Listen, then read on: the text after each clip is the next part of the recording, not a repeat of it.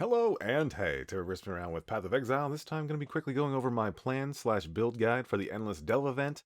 And getting right into it, I'll tell you what this build is not. You will not win a Demigods. Sorry, I know, we're all heartbroken. It will not transition smoothly into a ZHP Delver, and it will not fully overcome your minions starting to get absolutely one-shot at later depths. Because it's a somewhat limited week-long event that will result in everything becoming voided, I'm not going to set any crazy goals for myself, but the goals for this event for me with this build are to reach level 95 just to be in part of all the drawings, just because that's a good level to get to. Reaching delve depth 500 without doing too many of the hiding around corner kind of strats. I just kind of want to avoid that as much as possible, just get my gear up to that kind of level to be able to do them with some regularity. And then some of the gear things that I would like to do are to find a +1 Spectre chest. Probably won't be like usable. It'd probably be like the super wrong base or something, but it'd be cool to get one that is, somewhat possible to kind of meme with. And then the other thing I'd like to do is craft a usable +3 minion level, and then supported by minion damage support gem, which is an elder thing, which I probably won't find.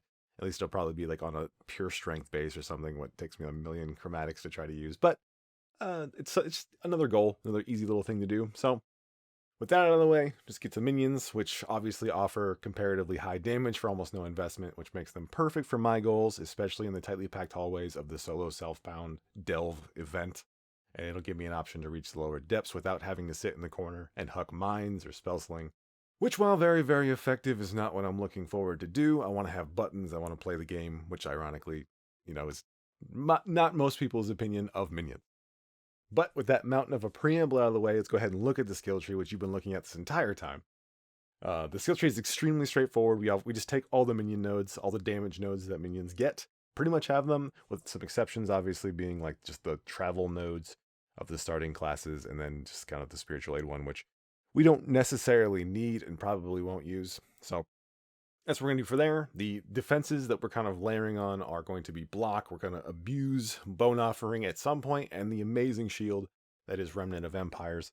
So the notable clode here, notable clode cluster of nodes.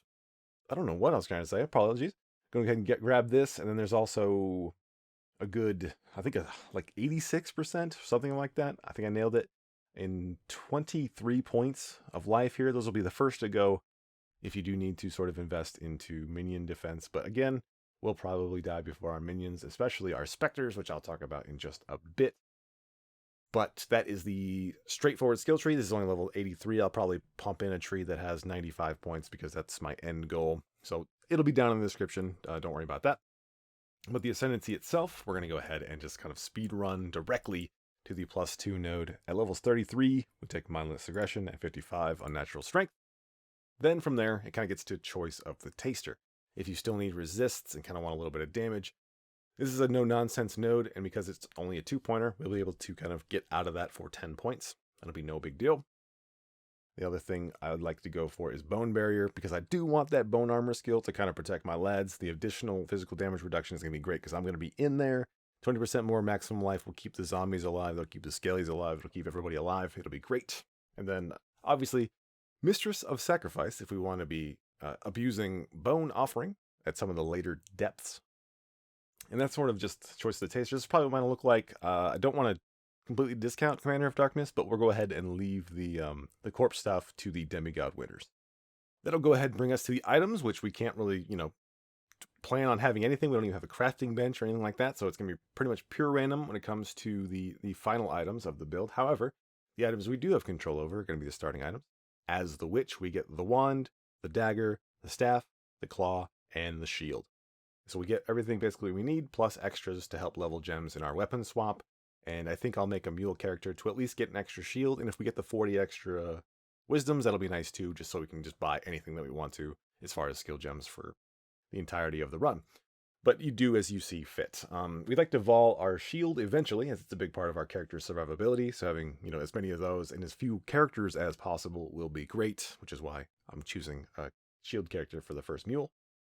So I'll shove in a little graphic here that says what we can get at the level 1 that I assume these uniques will be. They'll be just pretty much all useful except for max energy shield with this particular build. We do have a preference towards like +1 socketed, like in the early game or even, late game, obviously. It's always good to have a +1, block chance will become in super, super handy, and you'll never turn down more life in a life-based build. So anything that we have there, 3% move speed is not that big of a deal, sort of at any point, especially not in delves. So we're going to go ahead and go for an implicit whenever we get a few Vaal orbs like that. Using the actual items, I personally plan on playing minions almost the whole way through, with the exception of the first couple levels. I would like to dual wield the wands and just kind of like freezing pulse my way through the nodes, just getting the experience. That'll be super, super early. I'll just have them like in my inventory, and then I'll just switch over to the claw for the level 20 hatred skill and the shield for all that ridiculous that it gives and has. So we'll go ahead and just leave it at that. For efficiency, you probably want to go like with the wands for a lot longer than I will, but I just want to play the minions like here and now, so I'm going to play them basically as soon as I have 2 minions to play with, which is pretty early. Raise Zombie, Summon Raging Spirit. And I should have said something before now, but we'll be using a mix of 3 to 5 minions over the life of this build. Sort of the interesting part coming in the role of the Spectre, which we will be using the Turong. The Turong? Not sure how to pronounce it. The Google Translate said it was Filipino and didn't pronounce the T. Not sure how correct that is. So we're just going to go ahead and use English Turong. You won't find these guys in POB, but trust me, they're fantastic for clear, especially in delves. They unfortunately have a mix of attacks and spells as well as long cooldown on their coolest abilities, so they aren't exactly the pinnacle of damage or the easiest to link in terms of gems. But they just don't die, and they look, well, really, really cool. So I'm just going to go ahead and use them pretty much the entirety of the league unless there's something that I'm just overlooking as far as just awesome Spectre that also exists in delve. Our single target will be focused around Vaal summon skeletons. Swarm versus swarm works really, really well in delve, especially when you have the slight advantage. Unless, again, that you're up in a beyond node that you're currently near at an actual level, because the beyond boss will probably just tear through your feeding frenzy minions, your skeleton, your chump skeletons, for lack of a better term, and they'll probably just win that fight. But unless you're, out leveling that and you're doing fine, you have a 6 link, all that stuff, you're probably doing fine. But yeah, the single target, like even a 5 link bare bones, produces like over 1 million DPS for no reason, as long as we have a Vaal summon skeleton. So those will be where our early Vaals will go. The shield will probably come after that, but we really want the giant swarm of minions in the Vaal skill. So we're stationary a lot. Skeletons work great.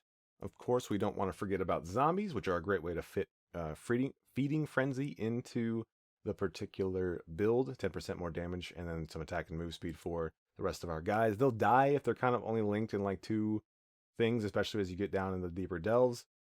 Even with like a meat shield on, they'll just die occasionally. So it'll be kind of unfortunate, but if you are able to 4-link them in some sort of way, meat shield, minion life, we basically just want them to give feeding frenzy to everything else. And since there's 8 of them, if we have like a carrion golem or something like that, they'll provide numbers for that guy. Just kind of one of the things. Raised zombies just fit really well into minion builds for very obvious reasons.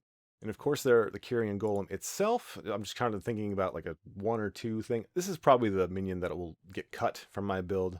It's kind of like pointless to have, especially if you only have 1. And it does cost 5 additional points from our tree to get a second one.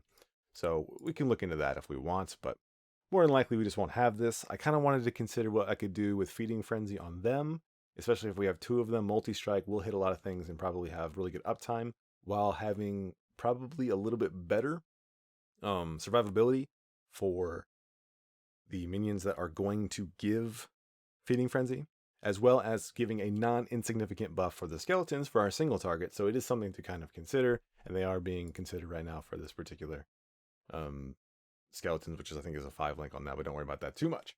Anyway, the last thing I want to talk about is summon raging spirits, which are not on here, but they'll be some of our early leveling. They're very, very good and are no way not able to take on end game content, but I don't really want to play with them.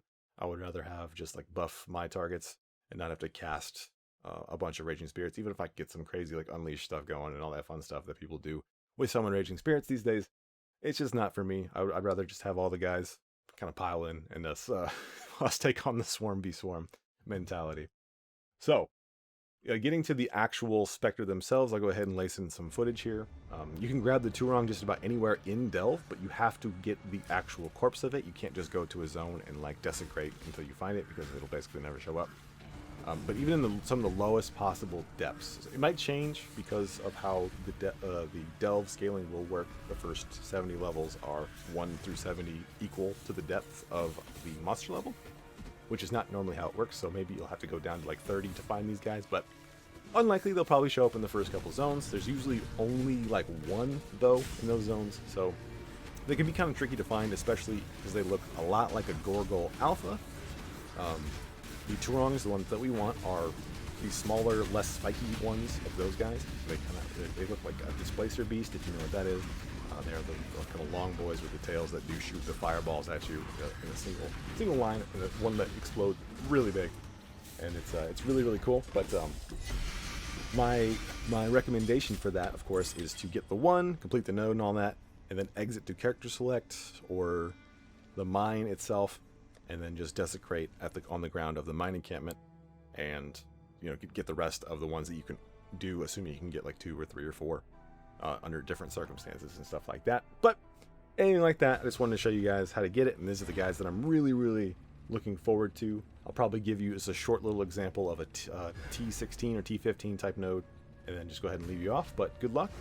If there are any questions, I'll be happy to get them in the comments, at least up into the event start, and then I'll probably check back after all my play sessions and stuff like that, but I won't be super interactive each day because I'll be playing or have other responsibilities. But as always, sorry I took so long.